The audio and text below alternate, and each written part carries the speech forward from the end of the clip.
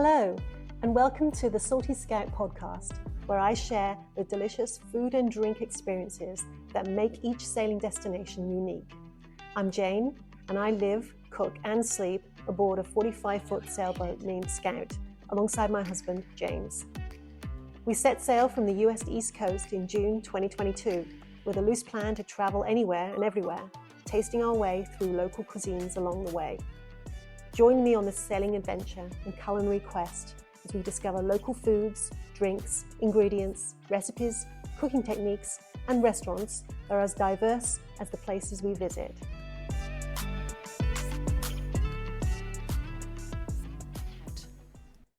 Hello, and welcome to the first ever episode of Salty Scout, a food and travel podcast. My name is Jane, and I will be circumnavigating the world of food by sailboat. And well, that's the plan anyway. I live on a sailboat called Scout with my husband James, and back in May 2024, we set sail from the Cayman Islands to Cartagena in Colombia. It was a 6-day sail. And during that time, I came upon this great idea. Hey, why don't I make a podcast like everyone else, right? But this one would be different. It would be, food and sailing. Like I said, I'm in Cartagena in Colombia. And the reason we chose Cartagena was because we wanted to be south of the hurricane belt during the summer of 2024. So for the last 4 or 5 months, yes, we've been based out of Cartagena, and it's been pretty safe so far. And while we've been here, it's been a great opportunity to explore all the different food and drinks that are available here in Cartagena and in Colombia as a whole. And today I actually want to talk about Colombian coffee. Coffee is a very big cultural heritage, very much part of Colombian way of life. So I wanted to explore that a little bit more, and as well as the whole production side of it. So Colombian coffee sets itself apart from other countries such as Brazil and Vietnam because they pride themselves on hand selecting every single berry or bean and making sure that every single bean is ripe. And not only that, but they generally only grow 100% Arabica coffee beans. They also grow 2 other types, Caturra and Typica, but mostly it's Arabica. And the tasting note for that is some fruitiness, some sweetness, a little bit of acidity, and notes of chocolate.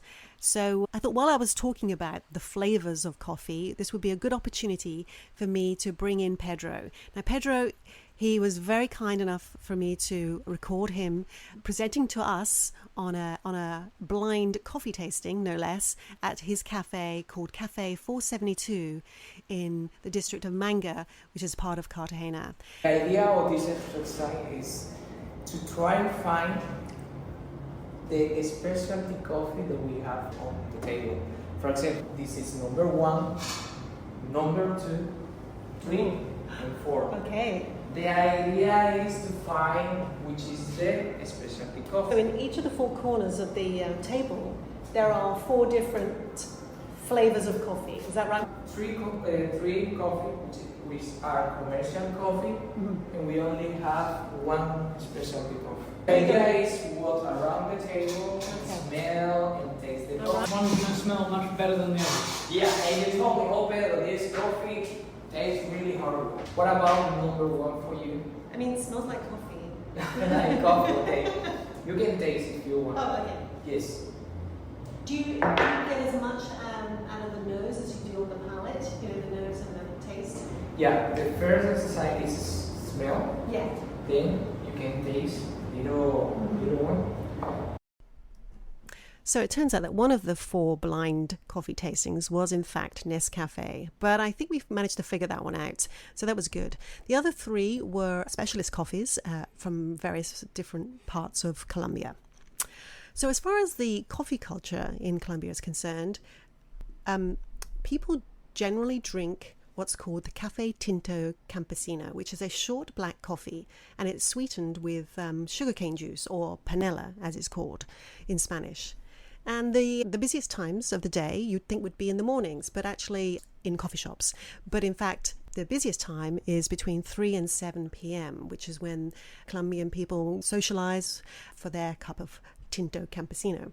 Colombia has been producing coffee since the plant was introduced to South America back in the 1700s by the Jesuit missionaries. And this passion for growing coffee has enabled Colombia to be the third largest coffee producer in the world after Brazil and Vietnam. Colombia is the world's largest producer of washed Arabica coffee beans, and I'll talk a bit more about what I mean by washed in the production process later. There are over 600,000 different coffee producers in Colombia, typically from the Sierra Nevada region, which is in northwest part of Colombia, around the city of Medellin. And these coffee producers, also called fincas cafeteras or coffee farms, are in what's called the coffee triangle or the coffee axis in this region. This area is at about 6,000 feet in elevation, and it is now called the Coffee Cultural Landscape and is an official UNESCO World Heritage Site as of 2011. It's a combination of these fincas cafeteras and colonial plantation houses amongst the lush mountainous landscape. So in this next audio, I'm going to go back to Pedro at Cafe 472, and he is going to talk about how the differences in geography can affect the final taste of the coffee. The same plant, but different latitude. Okay. And the coffee changes Right. its flavor, depends on the water, depends the... Well, exactly. Well, that was going to be my question is, in wine, you talk about this terroir, the difference, in the soil and the water and the climate can affect the flavors of the wine. And I'm sure you think it's the same also for coffee. Yes, they affect the coffee, the temperature, the water, the weather, the latitude, the time of plant. Actually, if you plant and you receive your first harvest season, you collect the coffee and your coffee tastes really good this year. And the next year, you can collect the coffee in the same plant and make the same process and the coffee tastes different. Wow. Okay, so it is like a vintage, right? Yes. Yeah. Different. And that's why the coffee history is really long. It's like a wine, You hadn't realized just how much coffee production was like wine production, with the effect of terroir on the different flavors of coffee from one year to the next. I thought that was really interesting. Okay, next I'm going to talk about the whole production of coffee, starting from when you plant through to the roasting of the coffee beans themselves. So the best seeds are selected for planting, typically in the rich soils of the Andean foothills in that northwestern part of Colombia. And the flowering takes place after 4 to 6 months, and they're these pretty little white flowers. Following the flowering, the ripening of the beans or the cherries are ripened in about 6 to 8 months from the beginning. And then the harvest, in Colombia, it's picked by hand. The next process can go either one of two ways, either the washed processing approach or the natural approach. So let's talk about the washed approach first. So the cherries or the beans are depulped to extract the beans, which are then fermented, washed and dried in the sun for about a month or so. So that's the washed approach. The other option is the natural approach, where the whole cherries or beans are dried in the sun for about 10 to 30 days with the pulp still attached and are then fermented, often resulting in a sweeter, bolder taste. After that washed or natural approach, then there's the milling. And so once dried, the shell that's surrounding the bean is removed from the coffee bean, converting it to a green bean. This process is usually mechanized, otherwise it would take forever to get rid of all that chaff. After the milling, we've got the roasting, which brings out this aroma and flavor of the coffee. And there are 3 different stages of roasting. There's the light roasting type, where the roast brings out the natural characteristics of the Colombian coffee. And the beans are roasted at a lower temperature, preserving the floral and fruity aromas of the coffee with small amounts of acidity. So that's the light roast. The next is the medium roast. And at a slightly higher temperature, this roast is slightly more intense and nutty, creating a more balanced flavor profile. And then finally, we've got the dark roast. And the Colombian coffee beans are roasted at a higher temperature and for a longer duration. And this produces an intense flavor with notes of dark chocolate, in this case, roasted hazelnut and caramel. In the next audio, Pedro is going to talk very briefly the coffee industry and also summarizes parts of this harvesting process. What is the difference between harvesting between Colombia and Brazil and Vietnam? We are different between Brazil and Vietnam because we produce and we recollect the coffee in different way. For example, Brazil and Vietnam, they recollect all the beans by machine, and here in Colombia we recollect and produce all the coffee by hand. Okay, so it's obviously by hand. Yeah, and that's a good way to recollect the beans. And that's why we have the best coffee in the world, because we are really carefully to select the best beans in a perfect time of maturation.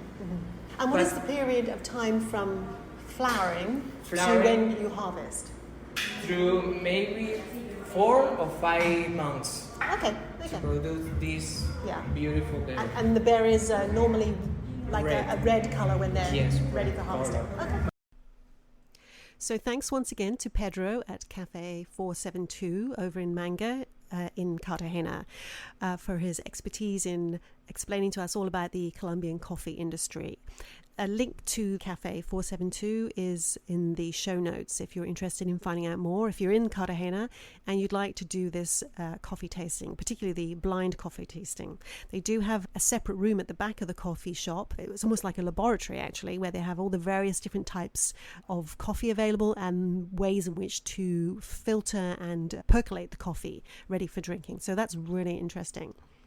Okay, so Scout is getting ready now to set sail on her next passage. It will be a 2-night passage to the San Blas Islands in Panama from Cartagena. So we're going to be sailing sort of southwest-ish, and we know that when we get to the San Blas Islands, it's going to be quite remote, so we will need to be self-sufficient in coffee. We've already bought several bags of combination of specialty and commercial coffee to keep us going while we're in the San Blas Islands for what could be a month or so. Anyway, that's it for my first ever episode of Salty Scout. I plan to make more, so please follow along. We look forward to having you on board, Scout. Take care. Bye-bye.